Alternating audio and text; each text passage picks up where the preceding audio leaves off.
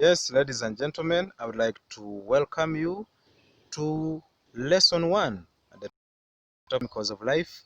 The subject is biology, and I want to welcome you.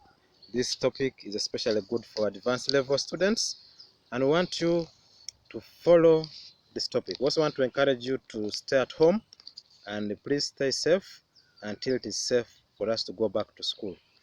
So you can see some of the chemicals of life there. Which ones are you familiar with? Probably carbohydrates, lipids, proteins, or nucleic acid. Well, we are going to look at all of them and much more in this topic. But before that, let's start by the definitions here. So chemicals of life are majorly compounds that are needed to maintain life of living organisms. To maintain life takes very many molecules, and those molecules are what we call the chemicals of life, and we shall be expounding them in detail as we proceed. They are majorly divided into two broad groups. The first group is the inorganic compounds or the inorganic chemicals of life, and this include water, vitamins, mineral salts, acids, roughages, and others. So those are the inorganic chemicals of life. Then we have organic chemicals of life, and these are majorly the carbon containing chemicals of life, and they include the carbohydrates, the lipids, the proteins, the nucleic acid. So those are the organic chemicals of life. So we want to start by looking at the inorganic chemicals of life. These are usually simple molecules, but very important in our lives. So we want to start with one very important chemical of life. When we were growing up, they used to tell you water is life. So probably by the end of this lesson, you would be able to prove whether water is really life and what that statement means anyway. So I want to start by going through what water is, and then later on we shall prove why water is a very important chemical of life. So welcome, and we're going to look at water for now. So when you look, it contains about 8% water. Yes, and when you look at the whole body of the human being, the total amount of water is about 60%, meaning if you removed all the water from the body of the human being, you'll be left with less than 40% of the weight. So that means water constitutes a lot in terms of composition of cells and body mass. Water is formed when two hydrogen atoms combine with an oxygen atom by sharing electrons. The shape of water molecule is triangular, and the angle between the nuclei of the atom is approximately 104 degrees. So in our chemistry, you remember in organic chemistry, we looked at bonding and structures. So when you look at the structure of water, you realize it is a triangular structure, and the angle between the two hydrogen atoms is 4 degrees. And when you realize it more, you realize that the water molecules form weak hydrogen bonds with other water molecules nearby, and its bonds give the unique properties of water. So one water molecule is capable of combining with the neighboring water molecules, forming weak bonds, and of course that's why water molecules join up together to form flowing water. So when you look at the structure of water, you realize that's how it looks like. There is one oxygen atom combined with two hydrogen atoms in a format of sharing of electrons, as you can see there. And the bonds are formed between the oxygen atom and the hydrogen atoms.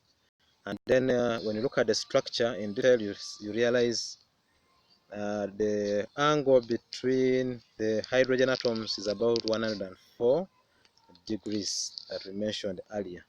So that's how the structure of water looks like. Great. So having looked at the structure of water, let's look at the properties of water. Probably you must have come across these properties. The first one is water is liquid at room temperature. Probably you must have known this, that water is a liquid at room temperature. And it's also important for you to note that it's only liquid water that is very important for life. Water in other forms may not constitute so much to the demands of life. Solid water and gaseous water play less in life than the liquid water does. So therefore, water at liquid form or liquid state plays a very key function in life.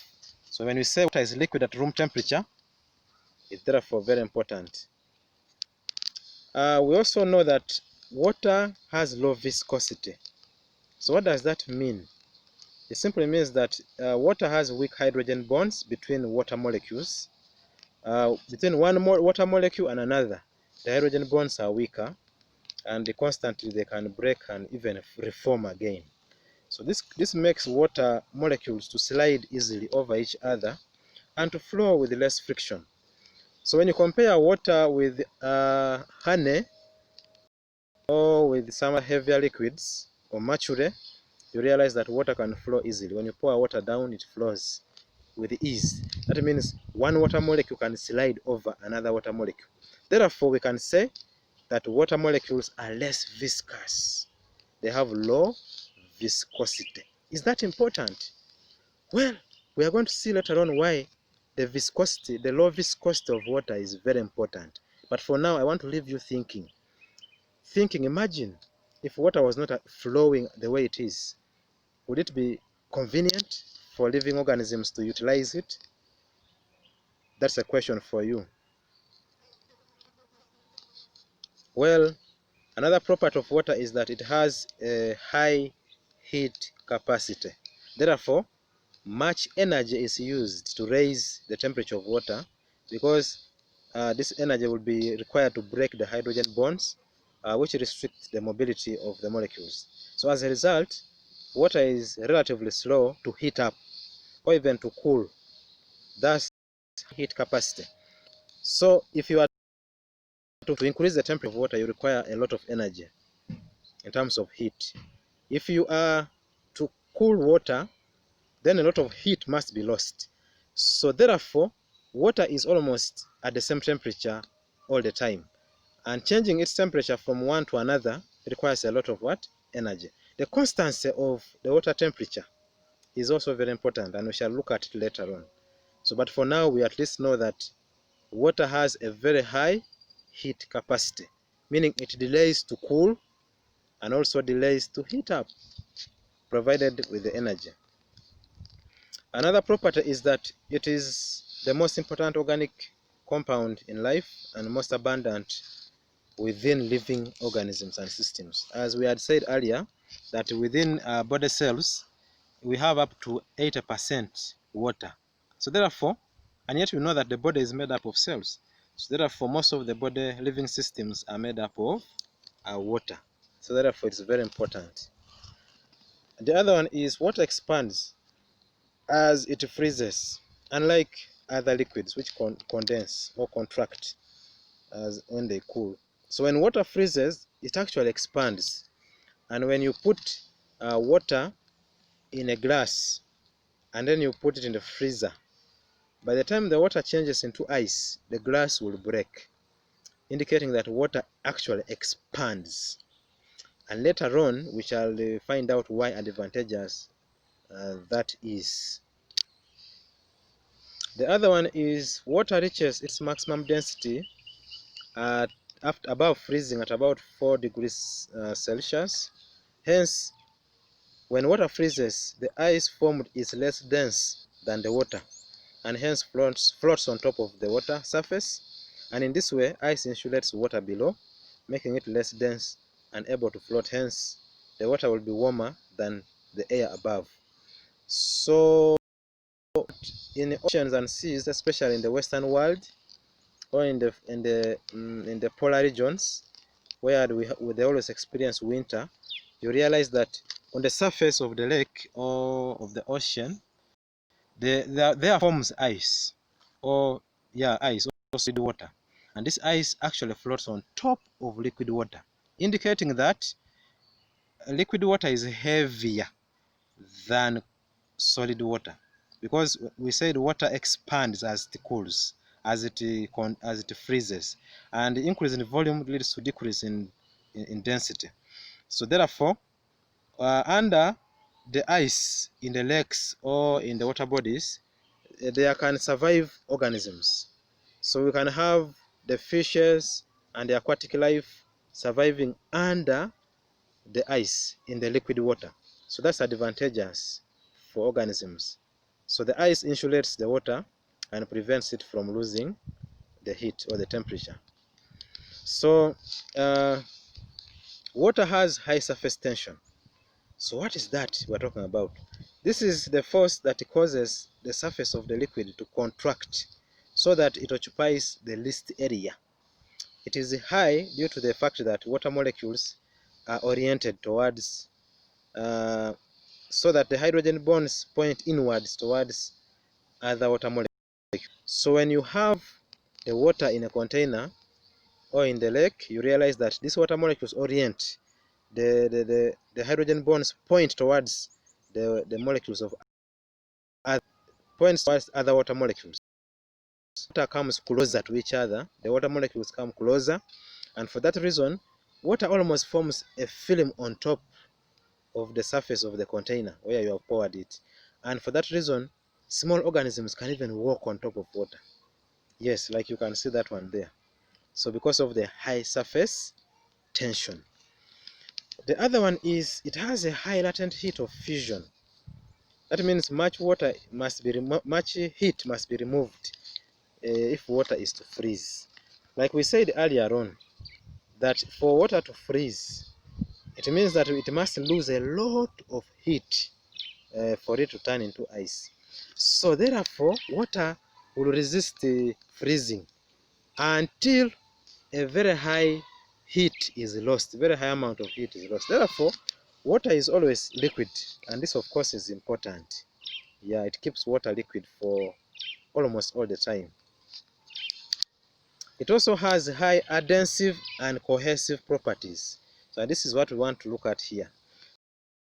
Tension, we are talking about the force that causes the drops of water to cling to other surfaces, other molecules. For example, water clinging on top of the leaves, or on the pipe, or on the surfaces of the wall. That one is called adhesion, to adhere into another surface. So water has very high adhesion force. It means it can easily adhere or stick on the surfaces. At the same time, water also has high cohesion. Cohesion is the force that causes the formation of water droplets, meaning the force that brings molecules of the same molecules together. For example, same water molecules together to form droplets. So it also has very high cohesion force. That means water can easily be together in the container without breaking. Yes, so it has both high adhesion and also high cohesion forces. Water is colorless, yes, and transparent. If you see water which has developed other colors, maybe brown or yellow, it means that water is contaminated.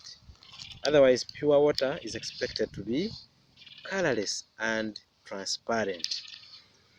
It also dissolves more substances than any other liquid. Yeah, that's why we call it a universal solvent. Now, water can dissolve almost everything to some extent. It's even believed that water can dissolve glass to some extent. So therefore, we can say water is a universal what? Solvent. So when you pour there any solute, it dissolves very fast. Well, having looked at the properties of water, let's now look at the functions of water, how advantageous water is. So let's start with the first one there. It's a component of cells. And we had said earlier on that over 80% of the cell protoplasm is liquid, is made up of water. So it's a very important component of what? Of cells. The other one is it's a solvent and a medium of transport. So water dissolves different molecules and those molecules are moved together with water. For example, molecules that are found in the soil, the mineral salts, and the plants absorb them together with the water. The same applies to those that are moved within animal systems with water. It's also a reagent for hydrolysis. Hydrolysis is a breakdown of a bigger molecule to produce smaller molecules in the presence of water. For example, the breakdown of maltose to produce glucose, two glucose molecules with water. So, and there are very many hydrolysis processes or reactions in our bodies that require water. Water also enables fertilization by the swimming gametes. Swimming gametes are found in most of the animals, but also in some plants. For example, the mosses, they have swimming gametes, and water aids the movement of the sperm so that fertilization may take place. It also enables dispersal of seeds, fruits, gametes, uh, and larval stages of aquatic organisms. Yes, dispersal of seeds and fruits and other organisms usually takes place in water as well, and water plays a very vital role, like you can see there, that is seed dispersed. It's important in transpiration of plants. Transpiration, of course, we know leads into cooling of the plant in the long run. It's also important in the translocation of plants. Movement of materials, for example, solutes or dissolved solids from one part of the plant, for example, from the leaves to other parts of the plants, for example, to the roots, from the leaves to the roots. That's what we call translocation. And of course, we said earlier on that these solutes first dissolve in water and then they move in a solution with water. So therefore, water is very important in the process of translocation. It also enables germination to proceed by activating enzymes, transporting hydrolyzed stored food, and swelling and breaking of and opening of the testa before germination takes place. So water plays a very big role. Activation of enzymes and then transportation of dissolved food substances there. So the whole process of germination requires that water must be present. It's also involved in osmoregulation in animals. Yes, water plays a very key role in the process of osmoregulations. It enables cooling by evaporation as a result of sweating and panting. So when you sweat, usually after some time you feel cold. It means that you have lost heat through evaporation of water from your body surface. It's also a component of lubricants, for example, at the joints. That's what we call the synovial fluids, so that you can easily move your joints without feeling a lot of friction and pain. It's because there is a lubricant there, yes, called the synovial fluid. Water offers support in hydrostatic skeletons, and these hydrostatic skeletons are majorly made up of water and majorly found in organisms like the annelids, the nematodes, and so on. So those organisms depend entirely on water. If there is no water in their bodies, they can't move. That's why you can only see earthworms after it has rained. It offers protection as a component of mucus and tears. Yes, mucus is a very key protective, it's part of the immune response, production of mucus. That's why if you invaded by the flu virus, you develop mucus and mouth. That, of course, is one of the ways of expelling the virus out of your body. So it's an immune response. When you have a foreign body in your eyes, immediately flow out, and those tears are meant to wash out that foreign body. So tears, mucus are defense mechanisms that the body employs against microbes. So it is a way of protection, and they are made up of water. The other function of water is migration of organisms. So organisms, like aquatic organisms, migrate from one place to another via water medium. Yes, and they migrate either to look for food, to look for convenient places to reproduce, or even to run away from the predators. Yes. So well, those are the functions of water. So you can be asked the question, how do the properties of water relate to their biological role? Yes, I want to leave you with that question, members. How do the properties of water relate to their biological role? So when you look at the properties of water we have mentioned, how are they significant? How do they enable the survival of organisms that have water in them? Yes, we are going to look. We want you to try that question out, and then you can inbox me your answers. And then I want to remind you, if you have enjoyed this lesson, please subscribe to this YouTube channel for similar content like this. We want to thank you for listening. Please stay